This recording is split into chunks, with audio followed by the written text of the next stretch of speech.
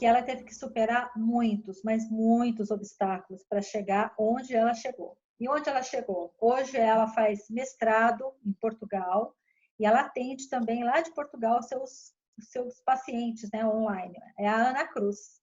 Ana, super obrigada por ter topado a entrevista. Boa noite. Boa noite, Cláudia. É uma alegria estar aqui. Bom, você vem de uma família pobre, né, de Cachoeiro. Você me contou um pouco da sua trajetória. Sua mãe foi doméstica, catadora de reciclagens.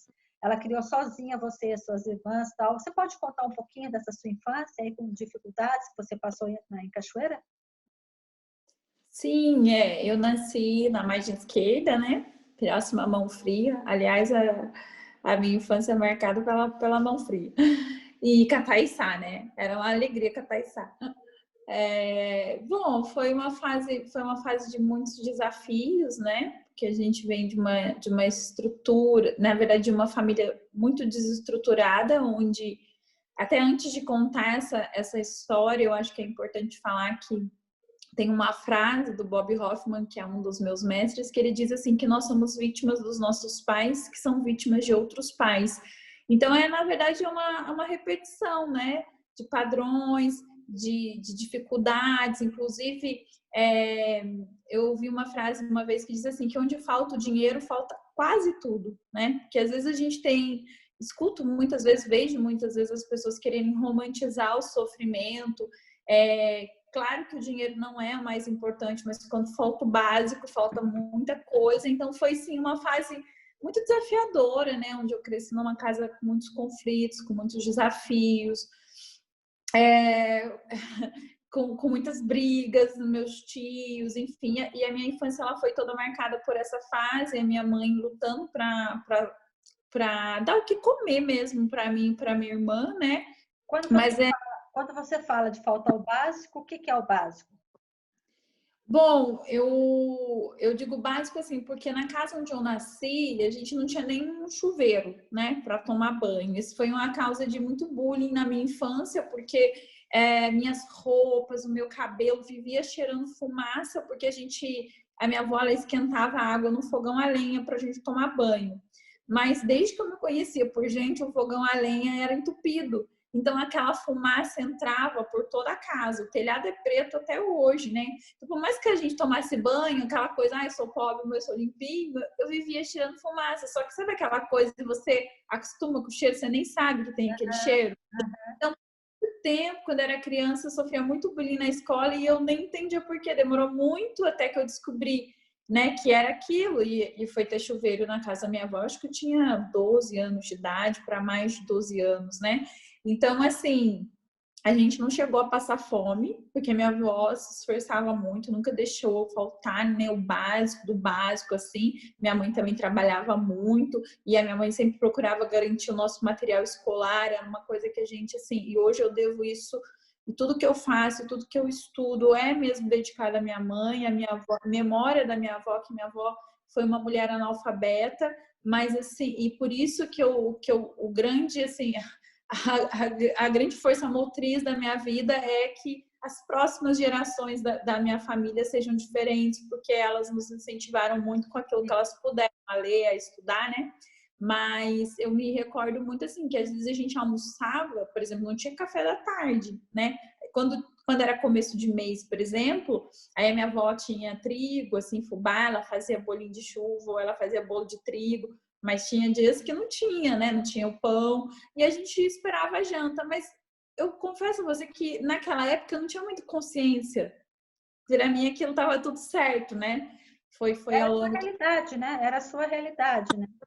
Pois é, ao longo do tempo que eu Fala fui... o nome da sua mãe e da sua avó aqui para o pessoal saber de quem você é filha.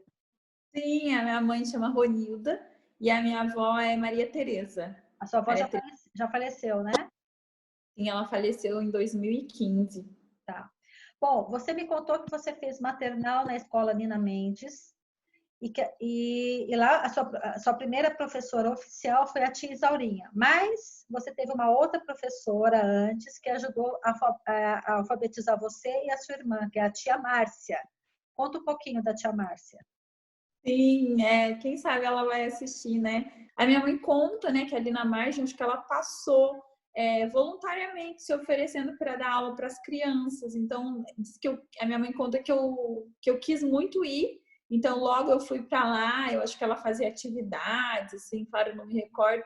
Mas eu me recordo da sensação que eu gostava muito de ir para lá, eu gostava muito de aprender essa coisa da curiosidade, de querer aprender, é algo que já vem comigo de muito tempo, né? E então eu iniciei lá, né, nessa salinha que ela fazia, e depois que eu fui para Nina Mendes. Tá. Bom, e até por conta da realidade da sua família, você começou a trabalhar muito cedo, né? Você vendeu lanche na Canção Nova, ajudou seus tios a capinar o quintal, limpar o quintal da casa dos outros, você vendeu produtos de beleza. E o seu sonho nessa época qual era? Era ter um emprego bom? Era esse o seu sonho?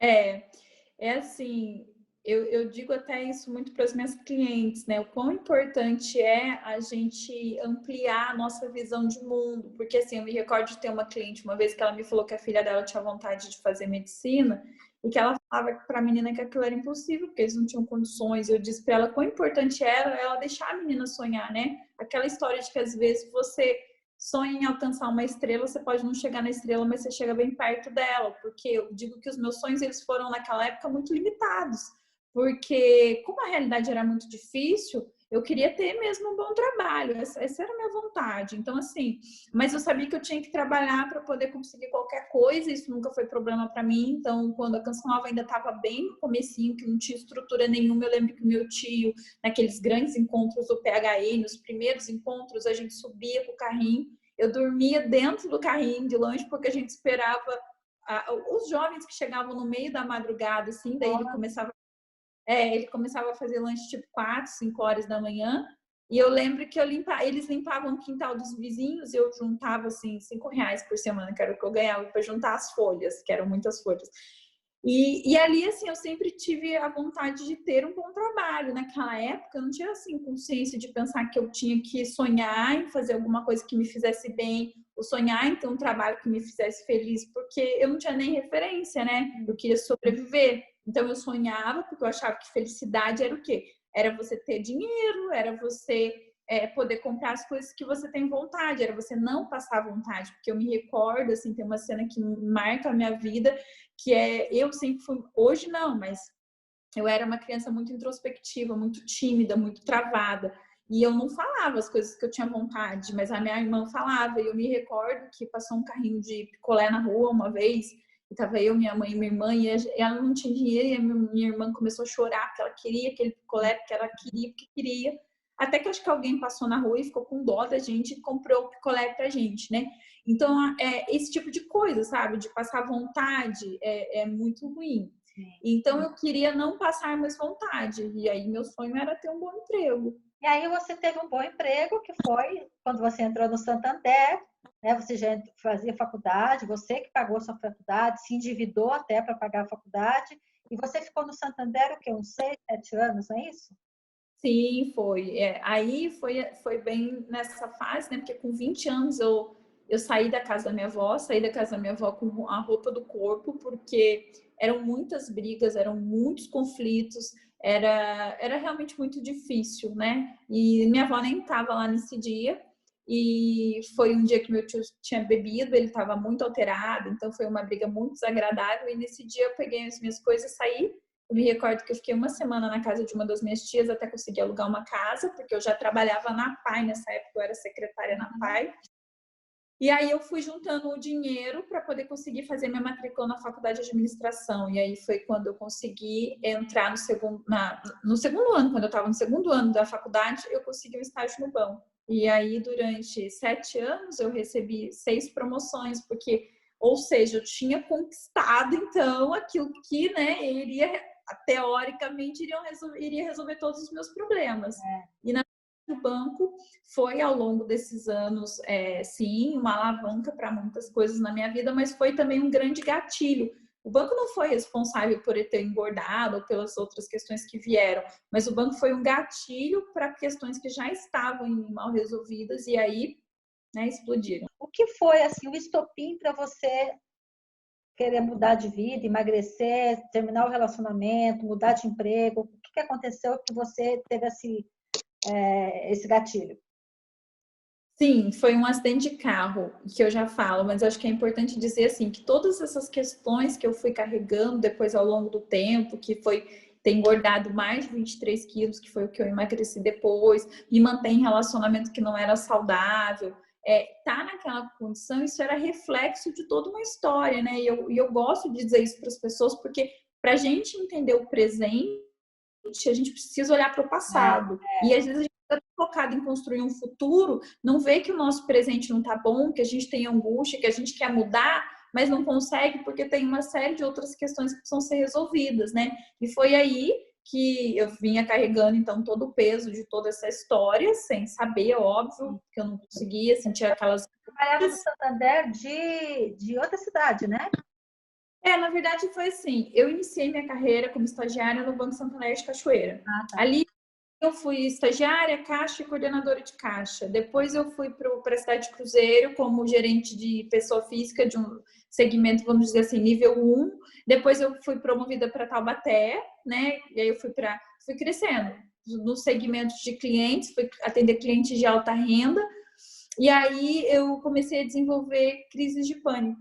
Né? Então, assim, eu já vinha tendo problemas, mas eu sufocava, eu reprimia tudo que eu sentia, os meus problemas eu não falava. Eu já fazia terapia nessa época, mas eu não tinha consciência do tamanho do buraco em que eu me encontrava, né?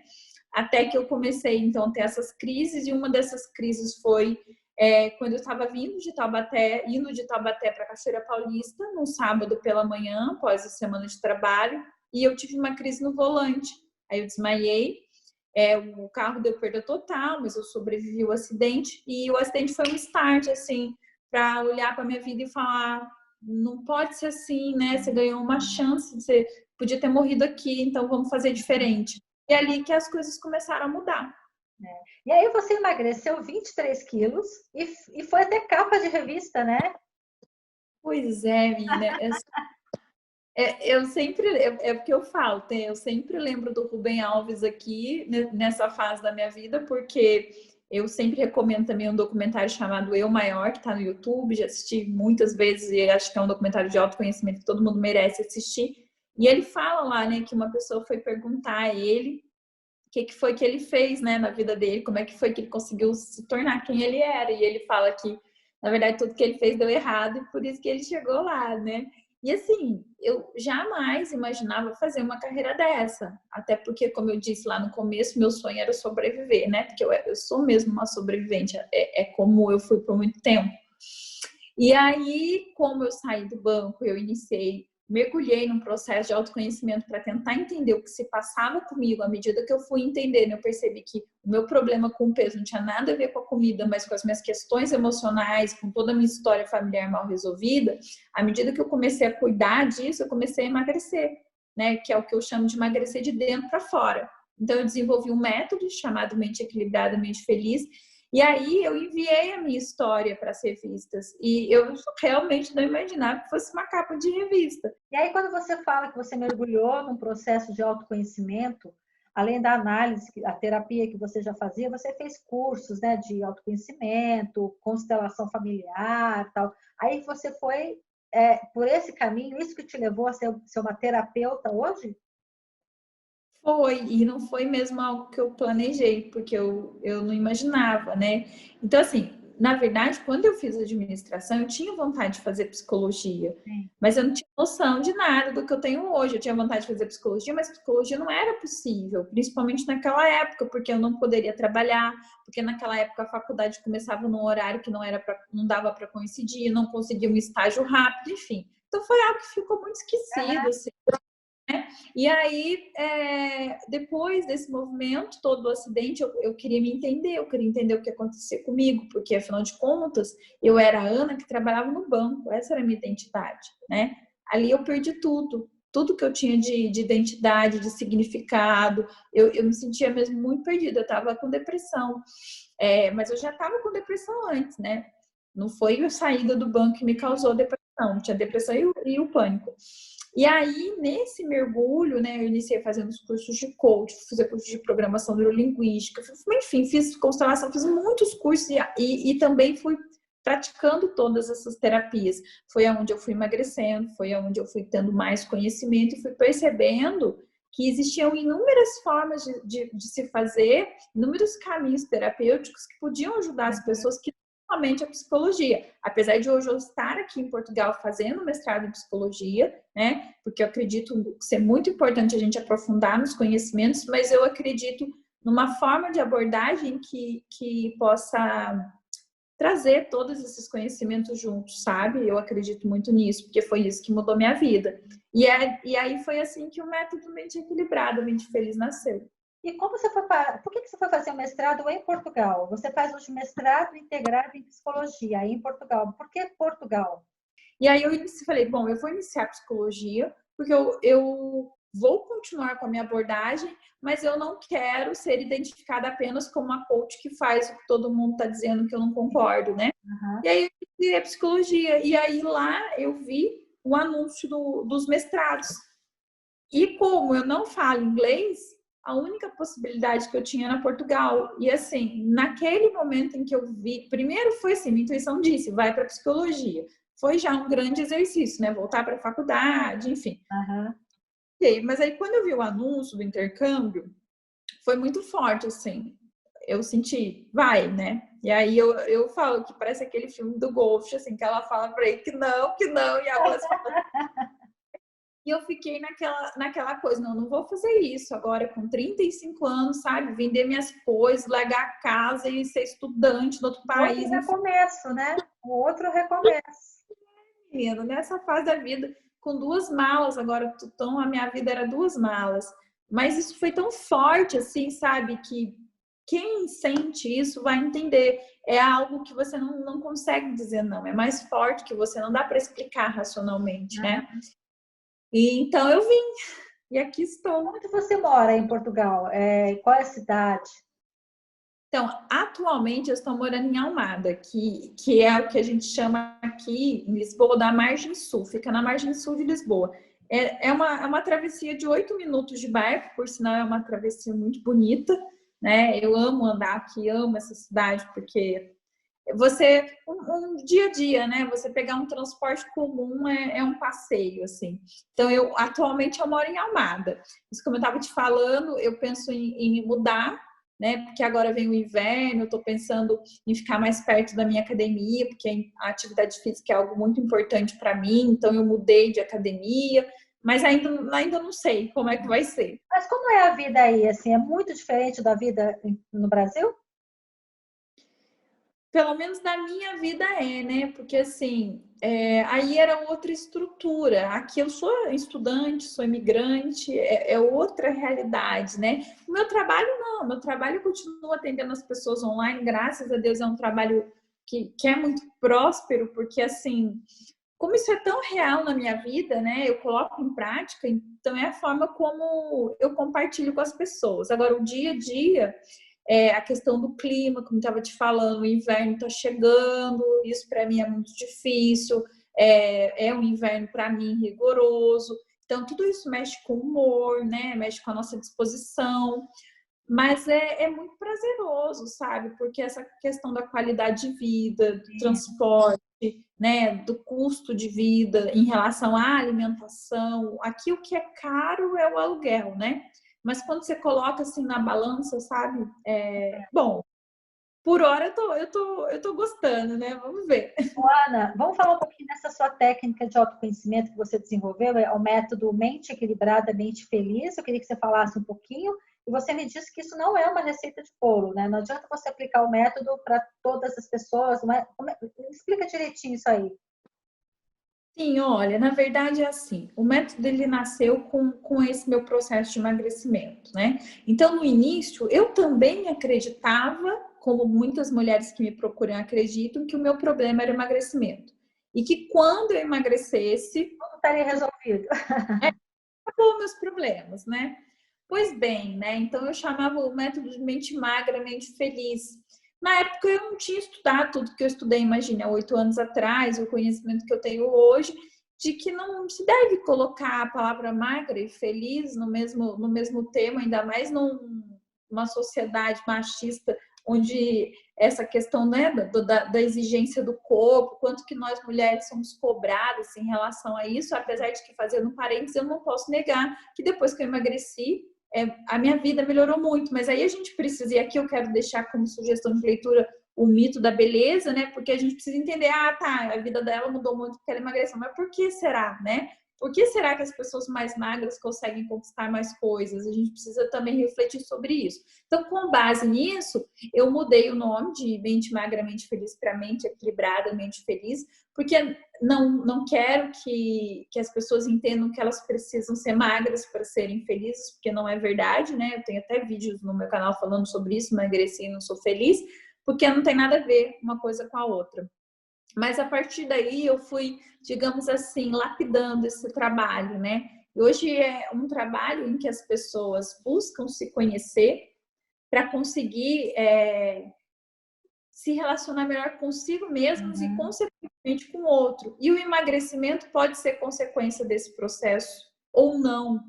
E não necessariamente precisa ser o foco o emagrecimento, percebe? É muito mais esse entendimento, como eu falei há pouco, sobre compreender o passado para entender o presente. Então, você poder construir um futuro melhor, sabe? Entendi. E hoje você trabalha aí, né? Você tem os seus pacientes, eu acredito que a maioria deva ser brasileiros. Você faz o atendimento online, é isso? Isso, eu atendo pessoas de vários lugares do Brasil, então tenho clientes em vários estados do Brasil. Também tenho clientes na Alemanha, na Austrália, nos Estados Unidos, mas são brasileiros, né? Eu atendo já, é um processo mais ou menos que dura numa média de 6 meses. Durante esse processo eu vou acompanhando, né? Assim, cada passo da pessoa. Então, é um processo muito diferente de terapia convencional, porque na terapia você encontra o seu psicólogo a cada sessão durante 50 minutos e você vai ver na outra semana. Não é assim que funciona, tem toda uma metodologia. E é muito bonito de ver, sabe? Como as pessoas vão florescendo, como elas vão encontrando com elas mesmas, como a vida pode ficar mais leve. Quando a gente fala que a vida fica mais leve, Cláudia, não quer dizer que é uma vida sem problemas, né? Aí é que tá, mas é a percepção que a gente desenvolve sobre a nossa vida. Bacana.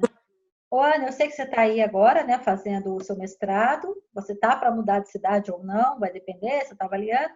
Mas você tem ideia de um dia voltar para o Brasil, voltar para Cachoeira ou não? Você quer ficar na Europa mesmo? Pois é, eu não sei, né?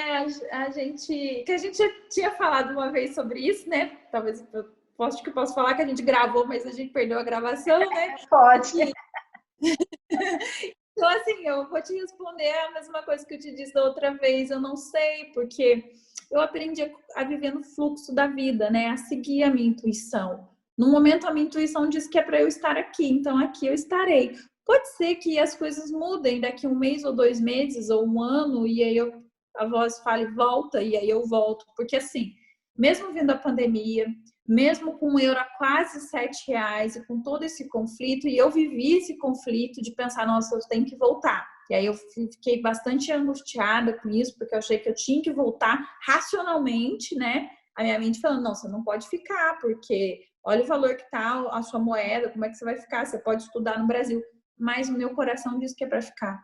Então, quando meu coração diz que é para ficar, eu já estou acostumada com como é que é isso já há alguns anos. Todos os recursos que me são necessários, eles vêm, né? E de fato eles vêm. Então, enquanto a minha intuição disser fica, eu fico. Quando ela disser eu volto. Aí. Ana, adorei conhecer a sua história, sabe? Adorei conhecer todo o seu processo aí de autoconhecimento. Achei que é muito legal, muito inspirador, né? Eu vou deixar o contato seu aqui para quem quiser te contratar, né? Ter você como terapeuta. E super parabéns, viu, por toda a sua trajetória até aqui, pelo tudo que você conseguiu superar. Obrigada pela oportunidade. É uma alegria muito grande, assim, poder fazer parte, né, dessas pessoas tão importantes aí que você está trazendo da nossa cidade. Aliás, eu achei fantástico esse projeto, porque outro dia eu vi alguns trechinhos dos últimos que você colocou, que eu já tinha assistido os primeiros, né? E eu falei assim, nossa, quanta gente boa que tem na nossa cidade, não é? Então eu achei, assim, fantástico. Eu vi que você fez da Banda do Brejo há pouco a tempo. Banda do Brejo foi, nossa, um sucesso a Banda do Brejo. Pois é, assim, eu não recordo, mas assim, eu vi que você fez de outras pessoas, eu falei, gente, eu não sabia que tinha todas essas pessoas na cidade. E eu acho fantástico, Cláudia, porque uma coisa que eu tenho vontade ainda de desenvolver para a cachoeira é um trabalho com relação a essa coisa da identidade, porque eu sinto que nós, cachoeirenses, precisamos, sabe, amar essa identidade, porque eu vejo uma crença que eu vi muito forte na cidade, quando eu comecei mesmo meu trabalho, e que eu ouvi desde sempre, que assim, em cachoeira nada vai para frente. Eu ouvi isso. Só fala mesmo. E eu me recordo que quando eu fui alugar o primeiro ponto da minha empresa de coaching, eu ouvi a pessoa falando, você é louca, isso aqui não vai dar certo, isso não vai para frente. E eu falei que vai para frente aquilo que a gente acredita que vai, e eu tô aqui para dizer, né? E eu acho tão legal esse projeto, sabe? Porque as pessoas precisam ver que, olha só, de uma cidade tão pequena, que a gente nem tem tantos investimentos, a gente não tem indústria, quanta gente boa que tem aqui. Então, fantástico. Obrigada por me permitir fazer parte.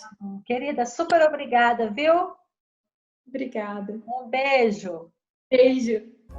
Tchau.